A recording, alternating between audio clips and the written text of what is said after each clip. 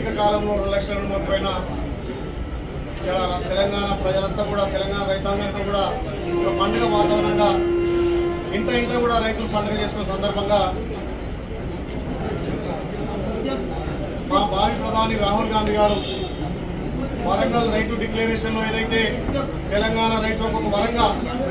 ఒక మాట చెప్పిండు, ఏ తెలంగాణ రైతు అప్రపాలు కావద్దు, ప్రతి రైతన్నకు మేము 2 లక్షల రుణమాఫీ చేస్తామని చెప్పి మా భావి ప్రధాని రాహుల్ గాంధీ గారు వరంగల్ డిక్లరేషన్ చెప్పిన మాటను మా గౌరవ ముఖ్యమంత్రి రేవంత్ రెడ్డి గారు, మా డిప్యూటీ ముఖ్యమంత్రి బట్టి విక్రమార్క గారు, మా వ్యవసాయ శాఖ మంత్రి తుమ్మల నాగేశ్వర గారు, మా మంత్రివర్గం అంతా కూడా ప్రతి రైతన్నకు 2 లక్షల రుణమాఫీ కావాలనే సంకల్పంతో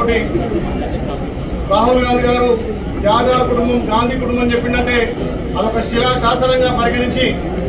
దాన్ని ఇంప్లిమెంట్ చేసినటువంటి ఘనత గౌరవ ముఖ్యమంత్రి రేవంత్ రెడ్డి గారు. కాబట్టి ఇలా తెలంగాణలో రైతాంగం అంతా హర్షాతిరేకాలు వ్యక్తం చేస్తున్నారు. దానికోసం తెలంగాణ రాష్ట్ర ప్రజల తరఫున మా గౌరవ ముఖ్యమంత్రికి, మంత్రులందరూ కూడా ప్రత్యేక ధన్యవాదాలు తెలియజేస్తూ ఇవాళ ఉదయం శ్రీ యాదగిరి లక్ష్మణస్వామి ఆశీస్సులతోటి అక్కడ ప్రత్యేక పూజలు చేసి ఆ స్వామివారి ప్రసాదం తీసుకొచ్చి మా గౌరవ ముఖ్యమంత్రికి, స్పీకర్ గారికి, డిప్యూటీ ముఖ్యమంత్రి, మంత్రులకు అందరికీ, ముఖ్యంగా మీడియా మిత్రులకు, పోలీసు సోదరులందరూ కూడా శ్రీ యాదగిరి లక్ష్మణస్వామి ఆశీస్సులు ఉండాలి అని చెప్పి ఆ ప్రసాదాలు కూడా పంచడం జరిగింది. ఆ స్వామివారి ఆశీస్సులతోటి ఈ తెలంగాణలో ఇక అన్ని విధాల అభివృద్ధి జరగాలి. ఇందిరమ్మ రాజ్యంలో మేము ఇచ్చినటువంటి అభ్యాసంతో పాటు 6 గ్యారెంటీలు కూడా ఇంప్లిమెంట్ చేసి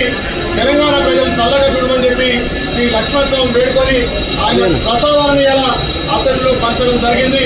గౌరవ ముఖ్యమంత్రి మాట ఇచ్చి మొదటి దశగా 12 లక్షల మందికి ఇలా ₹1,00,000 మాఫీ, ఈ మంత్ ఎండింగ్ లో మళ్ళీ 1,50,000 వరకు 1,50,000 రుణమాఫీతో పాటు ఆగస్టు 15 లోపు తెలంగాణలో రైతాంగానికి 2 లక్షల రుణమాఫీ చేస్తుంది. కాబట్టి ఈ సందర్భంగా ఆ స్వామివారి ప్రసాదాలను మా గౌరవ ముఖ్యమంత్రి, ఉప ముఖ్యమంత్రి, మంత్రులకు, ఎమ్మెల్యేలకు, ప్రతిపక్ష నాయకులకు, బీజేపీ వాళ్లకు, ఎమ్మెల్యేలకు కూడా ఆ స్వామివారి ప్రసాదం పంచడం జరిగింది. కాబట్టి ఆ లక్ష్మణస్వామి ఆశీస్సులతోటి ఈ రాష్ట్రంలో ఇంకా సమృద్ధిగా వర్షాలు పడి ఈ రాష్ట్రం ఇంకా అభివృద్ధి అయిపోవాలని చెప్పి ఆ స్వామివారిని వేడుకొని ఆ స్వామివారి ప్రసాదాలను ఇలా పంచడం జరిగింది.